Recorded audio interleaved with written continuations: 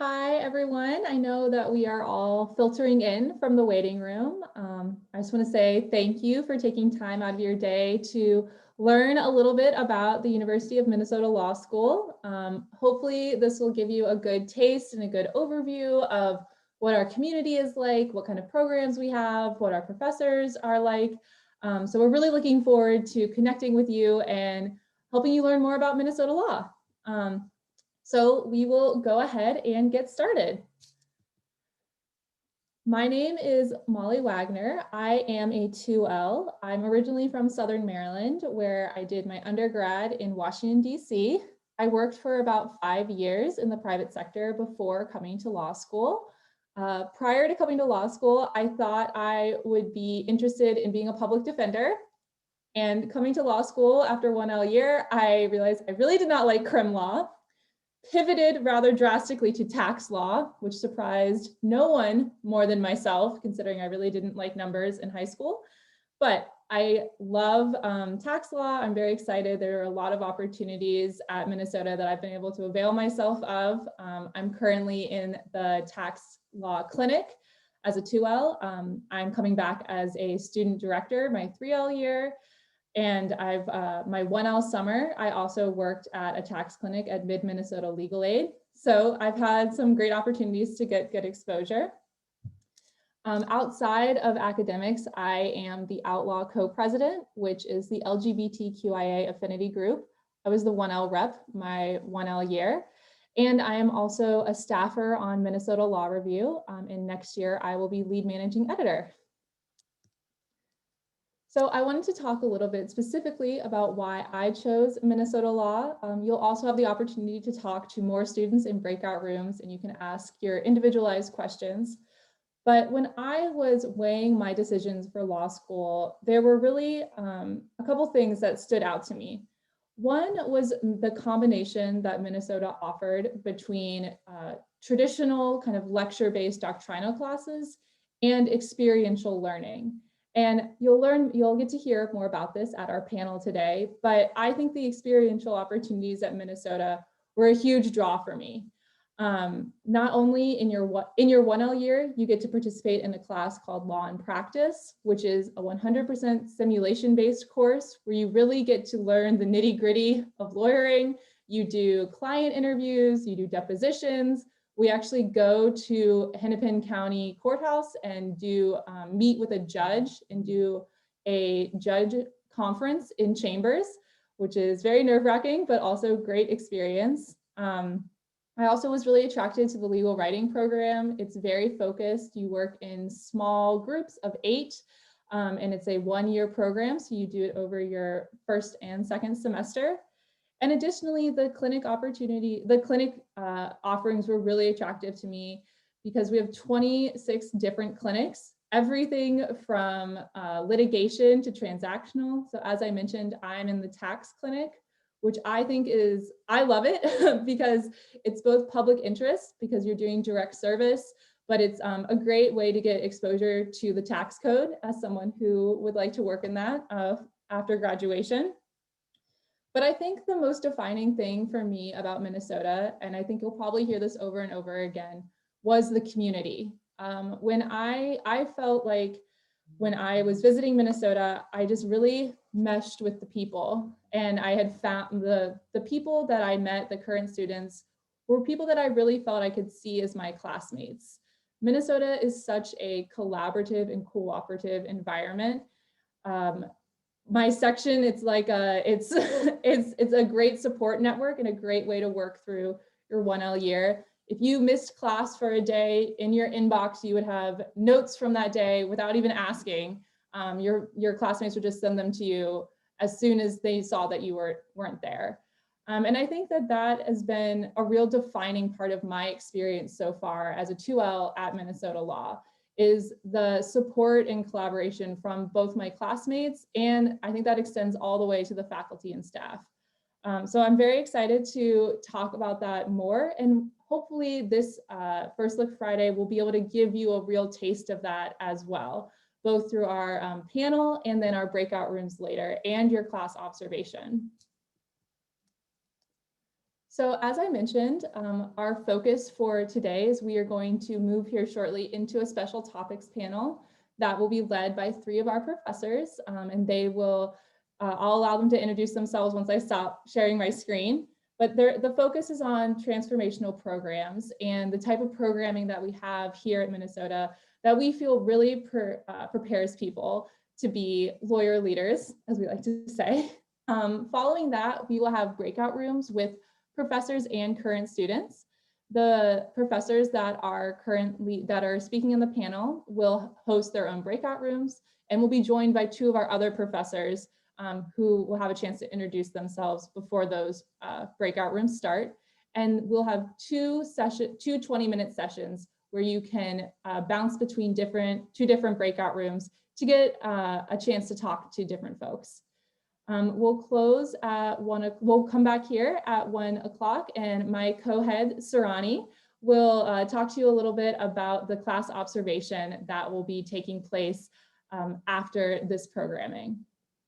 So without further ado, I will stop sharing my screen, and we can move to the panel part of our program. Great. Well, now, and it's so nice to see all of your faces and have all of your cameras on. It's really nice to see all of you. Thank you again for being here. So we have Professors Moriarty, Professor Soper, and Professor Zamoff will be speaking with you. I thought I saw the professor. Yes, there they are. So Professor Zamoff, would you like to give a little bit of an introduction to yourself and your subject area before we start?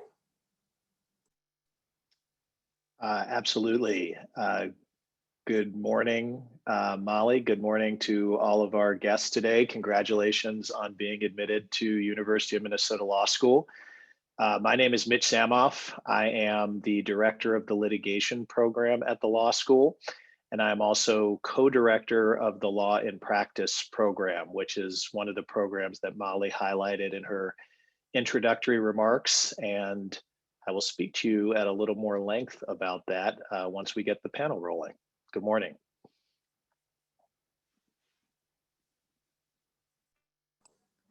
Great, thank you. And I believe, is Professor Soper on?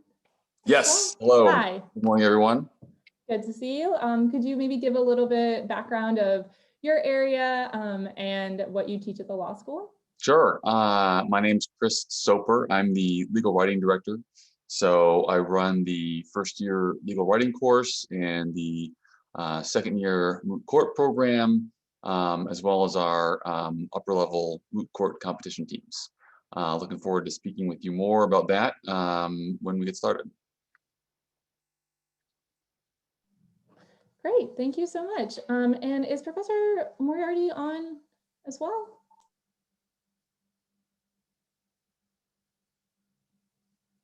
I don't, so they may be joining us soon.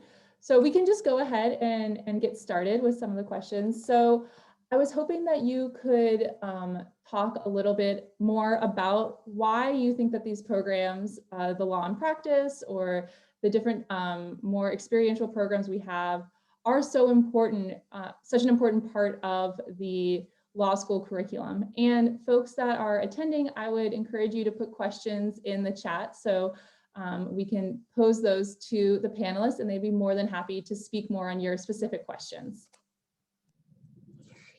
So Molly, if we're just going to get started, can I go ahead and share my screen? I had a couple slides I wanted to run through if that's all right. Yes, I think that now a good time to go through. Yes, I believe that you are a co-host, so you should be able to share your screen. Okay, great. So I thought I would just take a few minutes to talk about the legal writing program. And first, a little bit more about me, not that I'm that interesting, but I think one of the great things about Minnesota law that sets it apart from other schools is that there is an encouragement to pursue your other interests and to have a life outside the law. So for me, that means basketball. I played semi-professionally in Europe and in Asia before going to law school. Now I play recreationally. That's me when we won the championship 2 summers ago. I haven't been playing much lately, of course. I also have 3 kids who take up a lot of my time, and my wife works for a nonprofit that is dedicated to gun violence prevention. In my legal career, I clerked on a federal appellate court where I had the chance to hear a case with Justice Sandra Day O'Connor. Then I clerked for the Supreme Court of the Republic of Palau, a tiny island nation in the Pacific. That's me with the Chief Justice of the Supreme Court of Palau. I practiced corporate bankruptcy law for a few years, and I maintain a position at my law firm today so I can follow the real world practice of law. But I'm here today to talk to you about legal writing, and I wanted to start by showing you an example of a typical undergraduate writing. Now, this is the final paper from a bright young man in a college course, and this was the version of the paper that was returned to him at the end of the semester. You can see evidence of where the professor touched the paper with his pencil. There's another page. Really must have liked that mental score aspect. Now, go ahead and take a guess, put it in the chat, unmute yourself. What grade do you think this paper got?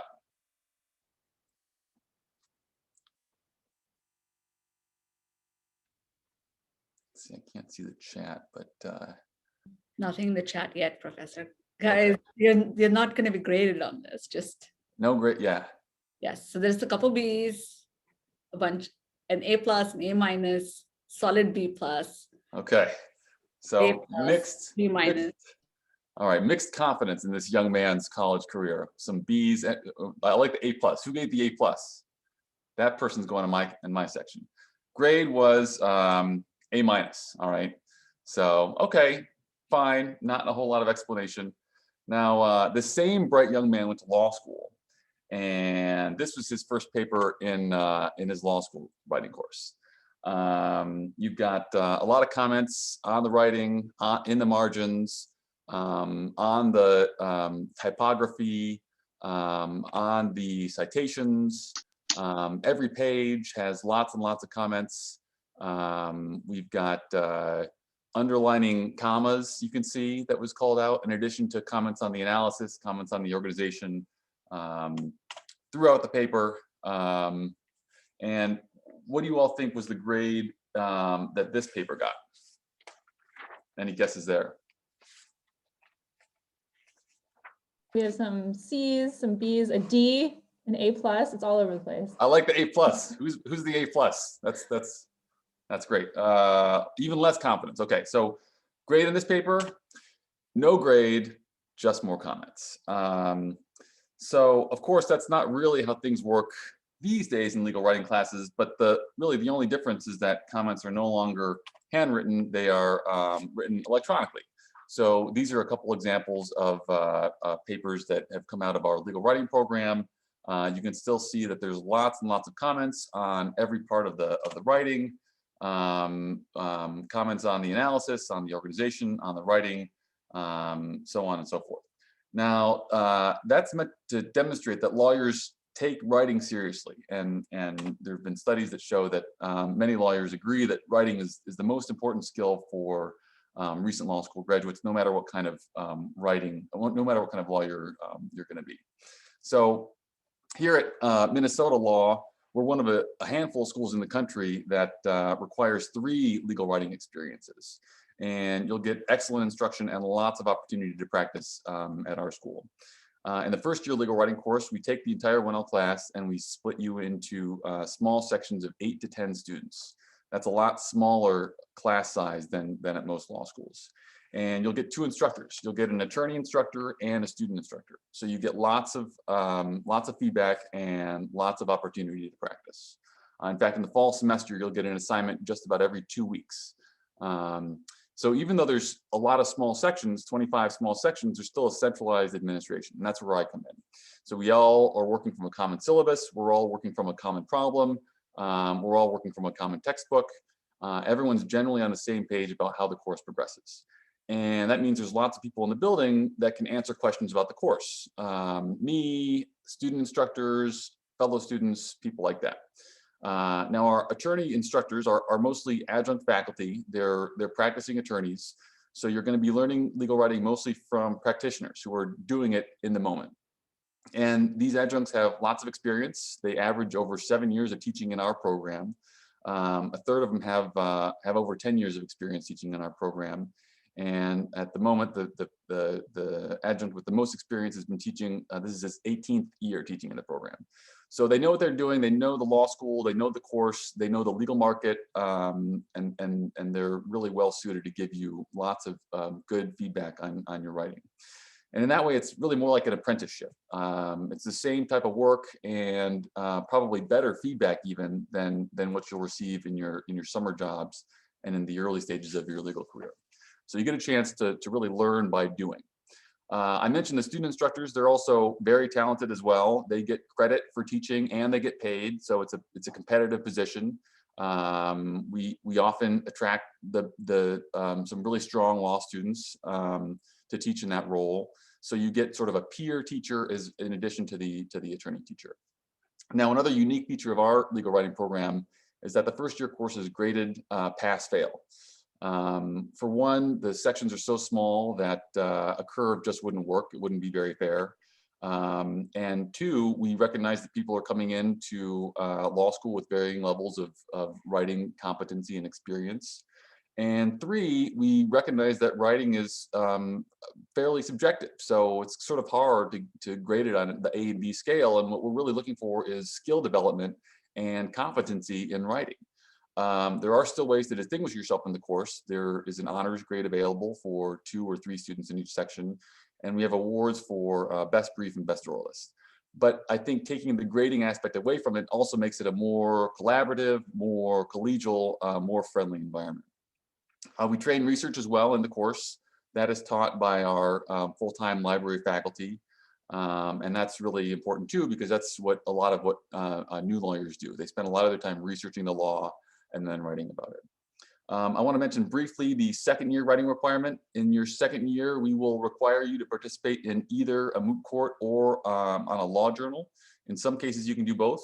The moot courts, they're sort of like our appellate advocacy program. It's a lot like legal writing. You'll research and write a brief. There's a little bit more emphasis on the oral argument component of it.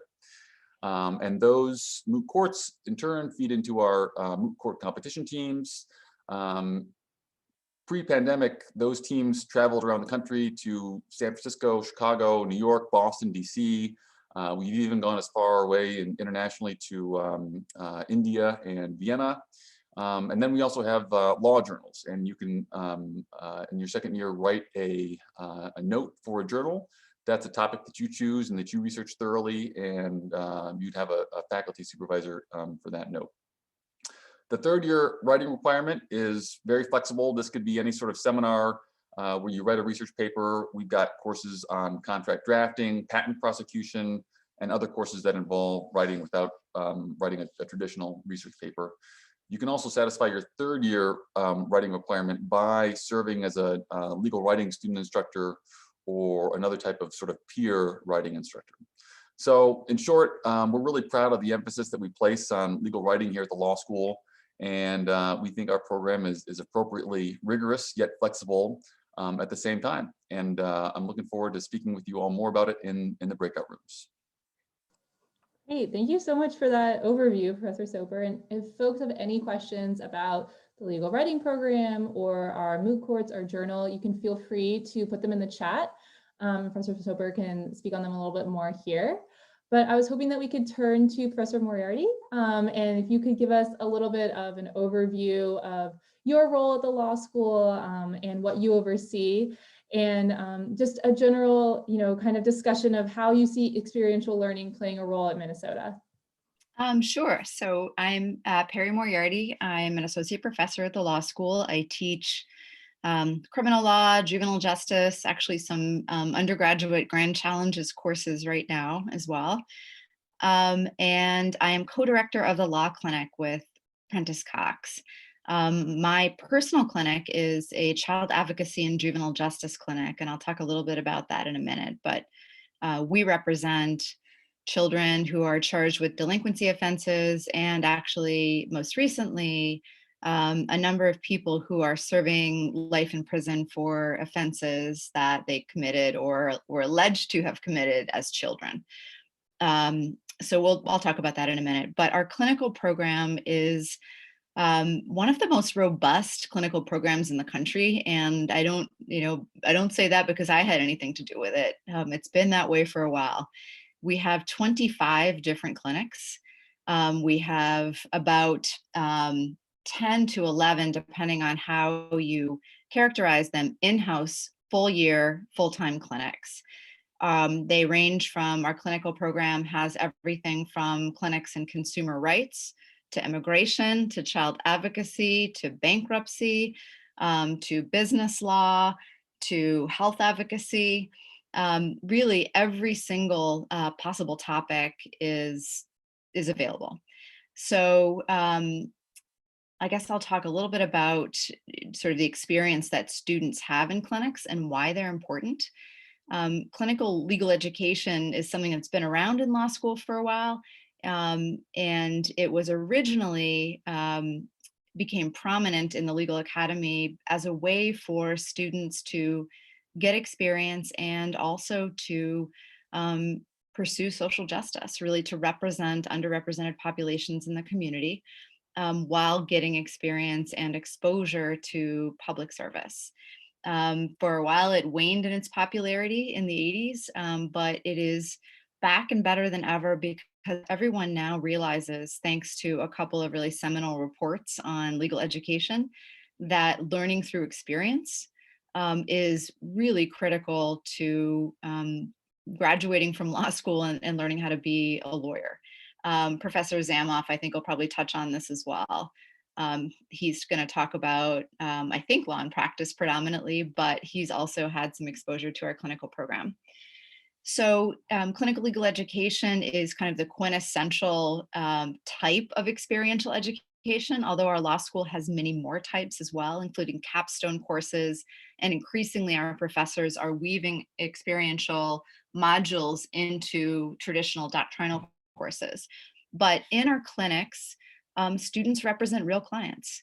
They are certified through something called a student practice rule. And as second years, you don't take a clinic as a first year, but you begin usually as a second year. And most clinics offer the opportunity to stay on through your third year. You represent people, clients, human beings, kids, adults who are facing some of the greatest challenges of their lives. And to the extent you are going to law school and you want to go to law school to help people solve really meaningful problems, it is your first foray into doing that. So I'll tell you briefly about what some of my students have been doing, and then a little bit more about opportunities in other clinics. Our clinical program, or at least my clinic, has gotten some attention recently for representing someone who was released from prison in December named Mayan Burrell. And Mayan was in prison for 18 years. And his case became national news because it was Senator Amy Klobuchar who was the county attorney when Mayan first went in. So I don't know if you recall, in the presidential race, there became an issue around one of the cases that she had prosecuted, and that was Mayan's case. My students and I began working with Mayan in the summer. Obviously, COVID put a crimp on our ability to spend time with him in prison, although we did. We got to meet him and hear his story, and then my students became really engaged with his family. And we marshaled, with Mayan's help, a case to bring before the Minnesota Board of Pardons, which is the governor, the attorney general, and the chief justice of the Minnesota Supreme Court. My students put together a really compelling piece of advocacy about why Mayan's sentence should be commuted, worked with an independent panel reviewing his conviction. And the panel ultimately came out, and we worked pretty closely with them, came out to say the conviction has a lot of problems, and his sentence is, overly harsh. Brought all this before the Minnesota Board of Pardons on December 15th as the last case of about 20 cases that day. And then Mayan walked out of prison that night. And we continue to be really involved with him and his life and his reentry process. But I think my students would say that the ability to get proximate with, to real people who are facing some of their life and anyone's life's greatest challenges is sort of what it's all about. We represent kids in a whole bunch of different fora and have the opportunity to stand up, my students, on their behalf and tell authorities that they are, worth investing in, and don't need to be detained or locked up. In other clinics, our Binger Center for New Americans is one of the most well-regarded immigration human rights centers in the country. Our clinics represent individuals in detention hearings.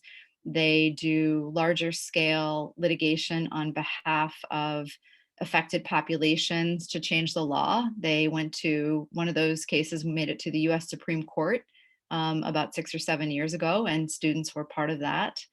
They do education and outreach. They have rural immigrant access clinics, some international work every year. One of the clinics goes to, I'm going to get this wrong, I think last year it was Zurich, but also The Hague and some places where, hub of human rights litigation and arbitration in Europe.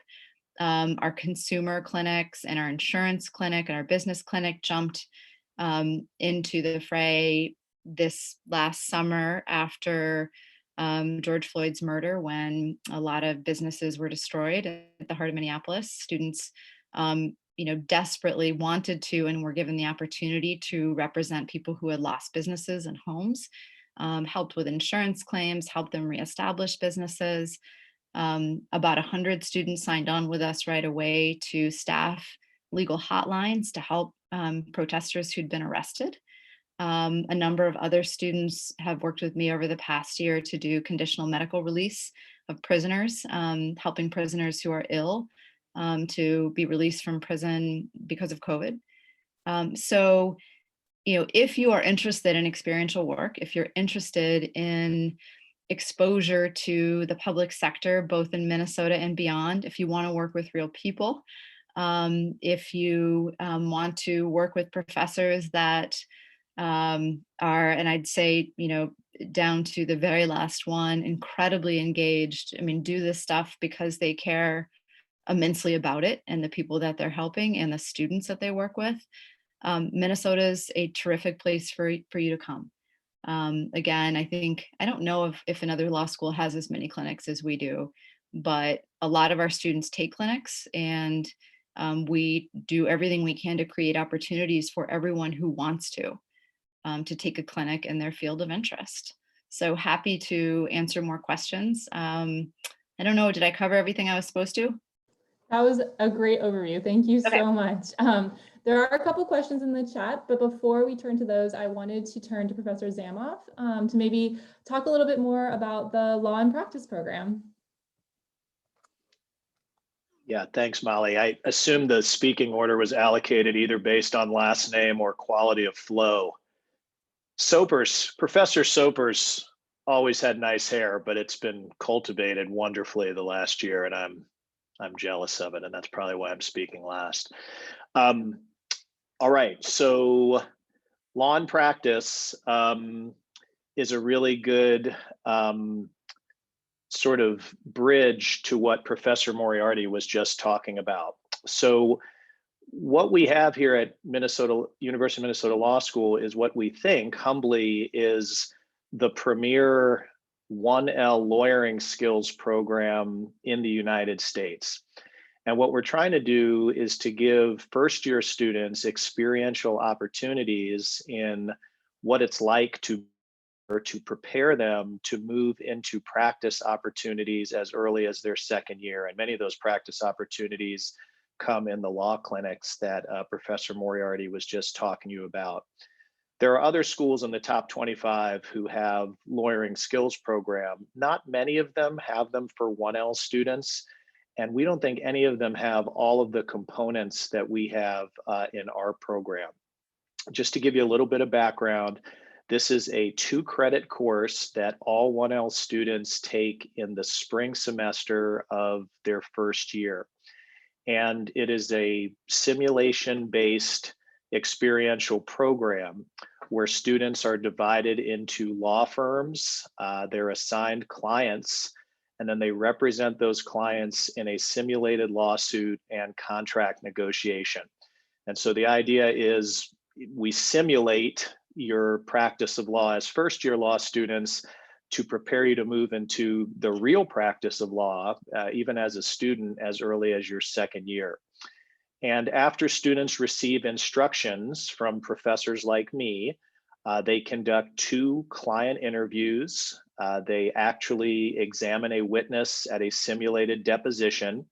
They negotiate a contract. And as Molly was discussing, they have the chance to appear before a real judge in the Twin Cities to make an oral argument and appear before a real mediator to try to mediate and settle the simulated lawsuit. And one of the exciting things about this opportunity is that you work with a number of people. We have sort of a team teaching approach in this course. So you have a dedicated member of your faculty who works with your law firm. You have upper division student instructors who work as mentors with our 1L students.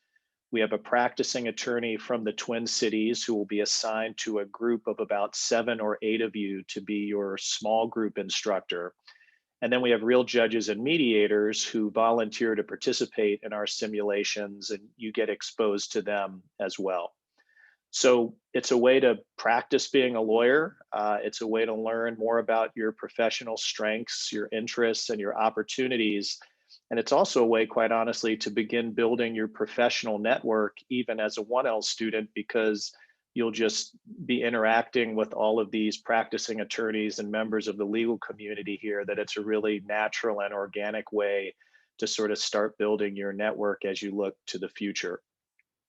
So the 3 things, Molly asked the question, what makes it special? What makes this experiential component of the curriculum really special? I would talk about 3 things. I could talk about a lot more things, but in the time span we've been allocated, I'll choose to talk about 3. One is this concept of feedback. So feedback is a really valuable commodity, I think, for law students who are kind of developing their skill set and understanding their strengths and opportunities. And what we try to do through Law in Practice is give you feedback from multiple sources. Because as Professor Soper said, some of these skills are not objective. There's some subjectivity to what is a good writer, who is a good deposition taker, what was an effective negotiating strategy. So we try to give students feedback from multiple sources so they can sort of figure out for themselves, based on the multiple avenues of comments they're getting, what their strength areas are and what they want to work on. So you get feedback from your peers who observe you in these simulations. You get feedback from practicing lawyers. You get feedback from professors like me. And I should say, all of our professors in the Law in Practice program practiced law for a considerable amount of time before they came to academia. So I was a litigation attorney for several years. I was general counsel of a company here in the Twin Cities, and I was a trial lawyer for the Justice Department before I joined the faculty here. So we're allocating our faculty to this program who hopefully have some meaningful experiences to share. And the judges you argue in front of will give you feedback. The mediators you mediate in front of will give you feedback, and all of that hopefully is valuable as you grow and evolve. Second, all of our simulated exercises involve actors who we recruit and train to make the experience as realistic as possible. And I think what you'll find is even the peer schools who are out there who do some form of a lawyering skills program will typically use other law students as the clients and the witnesses in these simulations. And while that's fine, that makes sense from an efficiency standpoint, I suppose. The simulations are not as realistic when you're interviewing each other as when you're interviewing someone you've never seen before who fits the character that you're engaging with in the simulation. And we're not aware of another law school that has an in-house acting program. We actually have like an experiential acting troupe here at the law school who we hire and train for purposes of these simulations. So I think the opportunity to get to work with that gives the whole experience a more realistic feel, and I think that that's probably going to be more valuable for you as you develop. And finally, like with our legal writing program, we use an ungraded, a pass-fail approach to law and practice. There are opportunities to earn honors for students who distinguish themselves in the course. But for a lot of the same reasons that Professor Soper shared with you earlier, we think that it's important to provide a really safe environment, free from letter grading pressure, to allow students the maximum room to experiment, make mistakes, and evolve. And that's what experiential learning is all about. It's about trying something new, being a little out of your comfort zone the first few times you do it, and through repetition and feedback, getting more and more comfortable. And so that's the environment that we try to provide with our law and practice program. And I look forward to answering any questions that y'all may have about it, or anything else we do, either in the litigation program here at the law school or on the experiential side of the house. Great, thank you so much for that overview. I do have to say, law and practice was probably my favorite class in my 1L year. It is very fun to get to interact with the actors. I especially liked doing deposition and negotiations. But one question I wanted to touch on from the chat was, we have all of these excellent experiential opportunities, but it sounds like a lot. So in terms of balancing them between your more traditional classes and these types of classes, I was hoping that maybe any of the professors could speak to this a little bit, and how these experiential classes you do for credit. So it is part of your slate of classes for that semester. Mitch or Chris, do one of you want to start with this? Sure. I think that time management generally is a pretty critical skill for lawyers, most professionals, and law students. And at least for legal writing, it sort of comes in waves. You've got assignments, and they're not all that evenly spaced, because we need time to give you feedback and read them and meet with you about them. So I think the challenge is to sort of be mindful and planful in your approach to your reading assignments and your writing assignments and your law and practice assignments and your clinical cases, to try to get ahead of the sort of the ebbs and flows of the workload. We are also, I think, as a law school, mindful of the burdens that 1L students have. So we don't want to overload you. We don't want anyone to burn out. I think that the emphasis on sort of lawyer well-being and law student well-being that's kind of advanced in the past few years shows that our commitment to helping you achieve your goals without, requiring every second of your day. So we've got programs that are meant to help you learn how to plan your time effectively. I think it's called Professionalism. There's a series on how to be a professional that helps work through time management skills. I think that faculty too can help you manage your time. I can certainly speak to how long the writing process takes. Every time I write something, it takes me a lot longer than I think it would, and I've been doing this for many years.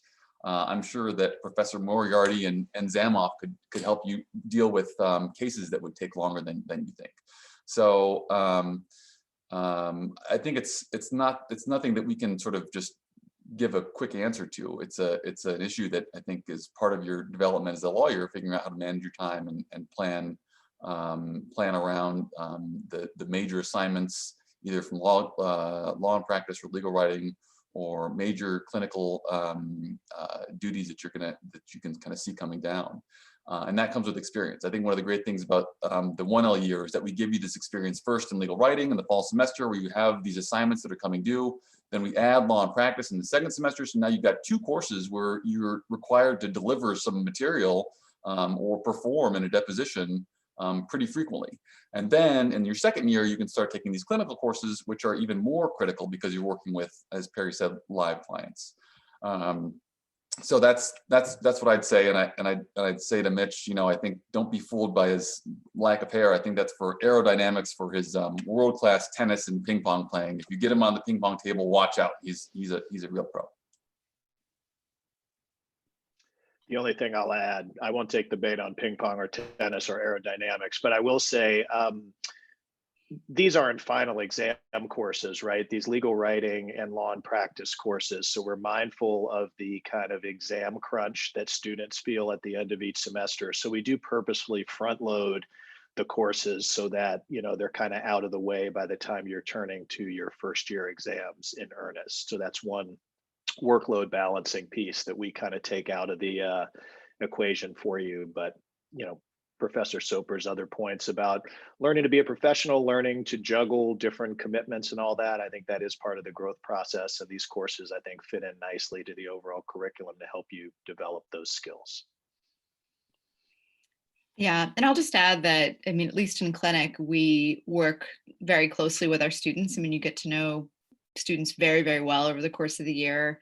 Most clinics have 8 students per professor, and we see a lot of our students, with the exception of this year when everything is electronic, unfortunately, most things are. But we work very closely with students to plan cases around their schedules. I personally feel really strongly that students should not miss classes. I know when I was in law school, there was an expectation that we would if we had clinical responsibilities, and I just don't subscribe to that because you're paying a lot of money for your classes. So we generally don't have problems working around it. I encourage my students, and I'll do the same in court, and most of our professors do this, and simply say, if a court says we want you here on X date, we can't do that date. Can we pick another one? Certainly, our adversaries or our opponents in the professional field don't have a problem saying that. So we want our students to as well. And as Professor Soper said, that's part of, asserting yourself and your needs around your schedule is part of what you're learning. So I've never had a student say, I can't manage both clinic and my coursework. I think, on the contrary, I think they find it to be really complementary to have something that feels very different than, classic doctrinal classroom work. So I wouldn't, law school is busy, it's 3 years of a lot of work, but if you're going for the right reason, it'll all be welcome and worth it. And I suggest that the experiential component just augments the doctrinal component. Great, thank you so much for those insights. We will be moving to breakout rooms soon. There are a lot of great questions in the chat that we aren't able to get to, but hope you can post some of those in your breakout rooms, because there will be professors and current students in breakout rooms, and it should be a little bit more of an informal discussion. So Professor Soper, Professor Zamoff, and Professor Moriarty will each have a breakout room, and we will also have 2 other professors joining us for 2 more breakout rooms. And I believe Professor Hall is here now. Professor Hall, Professor Hall, if you'd like to introduce yourself, that would be great. Sure, my pleasure, and welcome everybody. I serve as a professor of practice at the law school. I have a bit of an unusual pathway to the law school and a bit of an unusual role. I've been a lawyer, as you can tell by the color of my hair, for many decades. A lot of experiences in a variety of contexts. Private law firm, big pharmaceutical, was general counsel of a medical device operation that when I retired had about $1.5 billion in sales, so a good size operation. I now split my time 3 ways. I teach at the law school. I teach food and drug law and some, kind of related healthcare subjects. My research and writing is focused in the therapeutic areas of FDA, drugs, devices, et cetera. And as you can imagine with COVID, shall we say we've been a tad bit busy? I also am a principal with a healthcare policy and consulting firm called Levitt Partners. The Levitt there is Mike Levitt, who was Secretary of Health and Human Services for 4 years. We do policy work on the Hill. We do a lot of coalitions. I spend time interacting with Congress, with FDA. Right now I'm working with leading a coalition. We are rewriting all the statutes for diagnostic tests. So I have a lot of interaction with DC. And third, which has nothing to do with the law, I'm helping a researcher with his research into new cardiovascular therapies. And this should scare you, but I'm a co-inventor on 6 patents in the cardiovascular therapy area. And I'm a lawyer and a history major, so that should scare you. But look forward to talking to people and helping any way that I can. Great, thank you so much, Professor. And I believe Professor Chomsky is also here. I had Professor Chomsky my first semester for contracts, which was one of my favorites. So Professor Chomsky, if you could just briefly introduce yourself and a little bit about your subject area, and then we will go ahead and move to breakout rooms. Sure. Thanks, Molly. And welcome, everybody. I look forward to meeting some of you in small conversations. A little bit my path to I've been at the law school since 1985, so I've been teaching for quite some time. A little bit about my path before that. My undergraduate major was computer science and applied math. I switched to law after spending a couple of years at my alma mater doing some research projects related to computer science and teaching, actually, with computers. Then law school, I from the East Coast originally, spent 1 year in Fargo in between while my husband was clerking. I clerked for a judge in DC. I practiced law in a small firm doing white collar criminal defense work mostly. Then at the law school, I teach contracts, as Molly said, and legislation and regulation, which is another required course that some first years take in the spring and other students take in their second and third year. I've also taught some legal history courses, but that's a little bit further back. And I ran for many years the judicial externship class where I placed students and supervised them while they were interning with judges. And I'd be happy to talk about that as well. My research is both in commercial law and in legal history. I've done a variety of different things and can certainly talk more about that in small group, but I think that kind of does. Oh, and I've been active in Minnesota Women Lawyers in a project for placing more women on as judges, both locally and on the federal level, and then active in the Society of American Law Teachers, a national law teachers organization, progressive access to justice kind of issues. So. Great, well, thank you so much. So what we are going to do is the breakout rooms will pop up here shortly with professors' names. You can select which breakout room you would like to go into. You'll be in for about 20 minutes, and then the breakout rooms will close. We'll all re-enter this large holding area, and you can choose another breakout room to go into to speak with another professor. And as I mentioned, there will also be current students in those breakout rooms, so they can answer questions from more of the student perspective.